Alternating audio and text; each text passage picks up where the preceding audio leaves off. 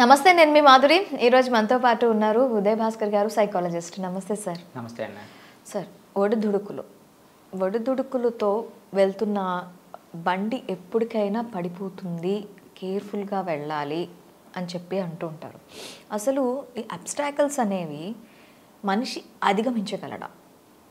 ఎలాంటి సిచ్యువేషన్స్లో దీన్ని అధిగమించవచ్చు? అబ్స్టాకల్స్ని అసలు మనిషి అధిగమించడానికి ఎలాంటి కృషి చేయాల్సి ఉంటుంది?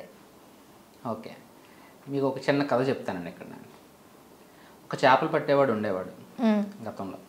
ఆయన ఏంటంటే తన జీవితకాలంలో ఎప్పుడు ఎక్కడైతే వెళ్తూ ఉంటాడో అదే ఏరియాలో తన వల వేసేవాడు. డిఫరెంట్ రకరకాల చేపలన్నీ కూడా ఆయన వలలో పడేవి తీసుకుని వచ్చేవాడు. అందులో ఒకసారి ఏంటంటే ఒక 4-5 చేపలు మాత్రం కొంచెం కొత్త రకం పడినాయి అనమాట ఫస్ట్ టైం. సో ఆయన చూసి ఆశ్చర్యపోయాడు. ఆ చేపలు చాలా టేస్టీగా ఉన్నాయని నెక్స్ట్ టైం వచ్చే వాళ్ళు కూడా, అంటే వాళ్ళు అతనికి ఉన్నటువంటి కస్టమర్స్ ఎవరైతే ఉన్నారో అవే కావాలి అనవటం చూశాడు అనమాట. సో అదే ఏరియాకి వెళ్ళాడు. ఈసారి స్పెసిఫిక్గా అటువంటి చేపలనే కోరుకునే విధంగా లేదా పట్టుకునే విధంగా ప్లాన్ చేసుకొని అటువంటి వాటిని తీసుకొచ్చాడు. అలా కొన్ని నెలల పాటు గడిచింది. తర్వాత ఏంటంటే దాని నెంబర్ తగ్గిపోతుంది, సైజ్ తగ్గిపోతుంది అనమాట. సో ఇంకో దగ్గరికి వెళ్ళిపోవాలేమో, మళ్ళీ నాకు బిజినెస్ అంతా దెబ్బతింటుంది, సరే ఏం చేయాలా అని ఆలోచిస్తున్నప్పుడు ఆయనకు ఒక ఆలోచన వచ్చింది.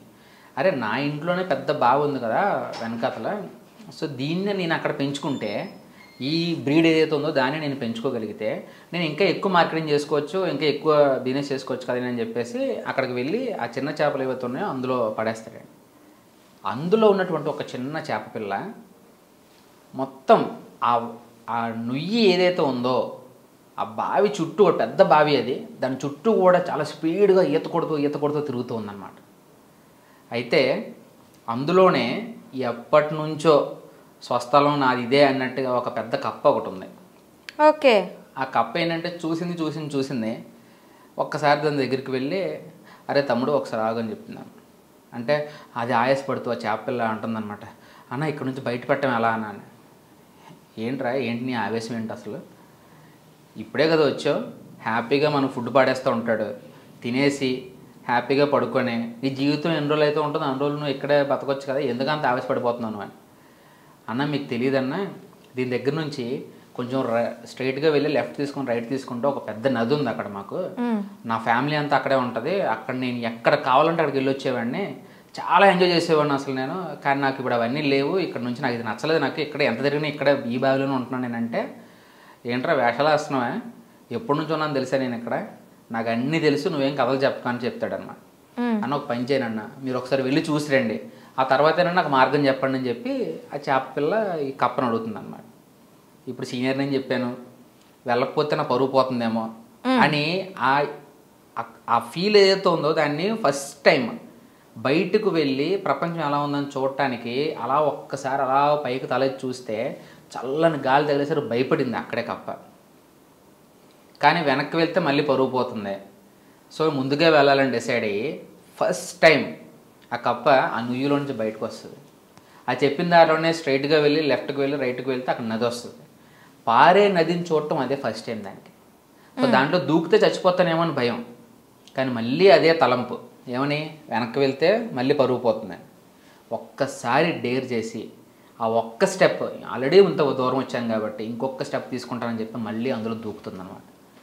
చూస్తే దానికి ఎప్పటికీ పరిచయం లేనటువంటి ఎన్నో జీవచారాలు అందులో కనిపిస్తాయి. చాలా హ్యాపీగా తిరుగుతూనే ఉన్నాయి, అటు ఇటు ఎంజాయ్ చేస్తుంటే కనిపిస్తుంది అనమాట. దాని జాతి కూడా కొన్ని అందులో కనిపిస్తూ ఉంటాయి. సో నేను ఇన్ని సంవత్సరాలు ఆ నూతిలో ఉండి అలా ఉండిపోయాను అనమాట అని చెప్పి మళ్ళీ వెనక్కి వస్తుంది. వెనక్కి వచ్చి వీళ్ళ ఫ్యామిలీ అందరినీ తీసుకుని వెళ్తుంది. అప్పుడు చేపలు అడుగుతుంది అనమాట, ఏంటన్నా నాకు దారి చెప్పండి అని. అంటే సారీ అమ్మా, దీనిలోనికి రావటమే కానీ మళ్ళీ బయటికి వెళ్ళటం అని నీలాంటి చేపలకైతే కుదరదు. సో అయితే వాడి చేతిలోనో లేకపోతే ఈ నూతిలోనో చనిపోవాలి తప్పితే ఇంక వేరే ఆప్షన్ లేదు.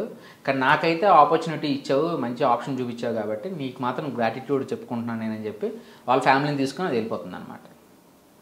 సో ఇక్కడ అబ్స్టెకిల్స్ అనేవి కప్ప ఎప్పటి నుంచి ఫీల్ అవుతుందంటే పుట్టిన దగ్గర నుంచి దానికి లేదండి, పుట్టిన దగ్గర నుంచి చాలా కంఫర్ట్గా ఉంది. అది దానికి అన్ని ఫుడ్ వస్తుంది, హ్యాపీగా తింటుంది, అదే నూతిలో ఉంది, ఇంకా ఫ్యామిలీ ఉంది, అంతా హ్యాపీగా జరిగిపోతుంది. సో అబ్స్టెకిల్స్ ఏం లేవు, అక్కడ గ్రోత్ అనేది కనిపించదు ఇంకా. అంటే జీవితం జీవించడం వేరు, జీవితాన్ని జీవించడం వేరు. ఓకే. జీవితంలో అలా గడిపేయడం వేరండి. జీవితం అయిపోయిందంటే అయిపోద్ది. కొంతమందికి వాళ్ళకి ఏం కనిపించదు జీవితంలో. వెనక తిరిగి చూసుకుంటే ఏం చేశారా అంటే పెళ్లి చేసుకున్నాను, 2 పిల్లలు పుట్టారు, వాళ్ళు పెళ్ళిళ్ళు చేశాను, అంతే అయిపోయింది. వీడి వల్ల ఏంటి సమాధానం ఉపయోగం అంటే ఏం ఉండదు. కానీ ఎప్పుడైతే కప్ప ఫస్ట్ టైం దాంతో ఛాలెంజెస్తోనో లేకపోతే ఇంకేదో అనుకోండి, అది ఎప్పుడైతే ఫస్ట్ టైం బయటకు వెళ్ళిందో అది అబ్స్టెకల్ అని ఫీల్ అయినటువంటి, బయటకు వెళితే నేను సర్వైవ్ అవ్వలేను అనుకున్న దాని నుంచి సడన్గా అది ఎలా వచ్చిందంటే బయటే చాలా లైఫ్ ఉందని చెప్పి. ఎప్పుడు తెలుస్తుంది అది? ఆ ఫస్ట్ స్టెప్ తీసుకుంటే తెలుస్తుంది. అబ్స్టెకల్స్ అనేవి ప్రతి ఒక్కరికి, ప్రతి ఒక్క మానవ జీవితంలోన మనం ఎదుగుతున్నాము అంటే అబ్స్టెకల్ రాకుండా ఎదగడం అనేది జరగదు. ఓకే. ఒక పాము లేదా ఒక సీతాకోక చిలుక తన చుట్టూ ఉన్నటువంటి గూడుని గట్టిగా విడబెట్టుకుని దాని ప్రాణాలు తెగించి బయటకు రావడం ప్రయత్నం చేస్తేనే అది అందమైన జీవితాన్ని చూడగలుగుతుంది. సో అబ్స్టెకల్ అనేది కూడా భగవంతుడు ఇచ్చేటువంటి ఒక ప్రెజర్ టైం అనమాట. అది మనకి ఇచ్చేటువంటి ఒక వరం. అది ఆ టైంలో ఆ ప్రెజర్కి లొంగిపోయి నువ్వు అక్కడే ఉండిపోతే ఏమంటుంది, దాన్ని విక్టిమ్ లైఫ్ అంటాం అనమాట. ఆ కష్టాలు పడుతూనే జీవిస్తూనే ఉంటాం మనం. ఒక్కసారి ఆ కష్టాన్ని కూడా మనం భరించి పైకి రావడానికి ప్రయత్నం చేస్తే అక్కడ నుంచి కష్టం అనేది చాలా తక్కువ కనిపిస్తుంది మనకి. మన పేరు ప్రపంచం అంతా వినిపించే అవకాశం అక్కడ నుంచి స్టార్ట్ అవుతుంది అన్నమాట. సో అబ్స్టెకల్ని చూసే విధానం బట్టి ఉంటుందండి.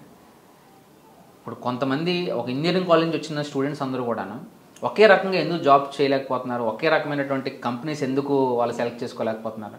సో అబ్స్టెకల్స్ అనేవి వాళ్ళు చూస్తూ ఉంటారు. నేను గూగుల్కి సెలెక్ట్ అవును, నేను యాపిల్కి సెలెక్ట్ అవును, అమెజాన్లో తీసుకోరు, నాకు క్యాపబిలిటీ అంత లేవు, ఇలాంటివన్నీ చూస్తూ ఉంటారు అన్నమాట. సో ఇవన్నీ అబ్స్టెకల్స్. ఎక్కడున్నాయి అవన్నీ? వాళ్ళ మైండ్ సెట్లో ఉన్నాయి. Just try. ఈవెన్ కాలేజ్ నుంచి బయటికి వెళ్ళి జస్ట్ ఐఐటి నుంచి ఐఐఎం నుంచి కాకుండా కూడా గూగుల్లో పనిచేసే వాళ్ళు చాలామంది ఉన్నారండి. ఎందుకని అంటే they tried and they succeeded. So ఒక ప్రయత్నం ఏదైతే ఉందో అది మీ అబ్స్టెకల్ని మీకు పాత్వేలా, మీ స్టెప్పింగ్ స్టోన్ లాగా పనిచేస్తుంది అనమాట. సో ప్రయత్నమే లేకపోతే అది అబ్స్టెకల్ ఎప్పుడు కూడా అలా బ్లాక్ లాగా మనకు కనిపిస్తూ ఉంటుంది. సో వన్స్ క్రాస్ అయితే కదా మనకు లైఫ్ అనేది తెలిసేది. సో ఆ ఒక్క స్టెప్ తీసుకొని మాత్రం నేను సలహా ఇవ్వగలుగుతాను. Okay. 1 step is change everything అంటారు. Yes ma'am. థ్యాంక్ యూ అండి.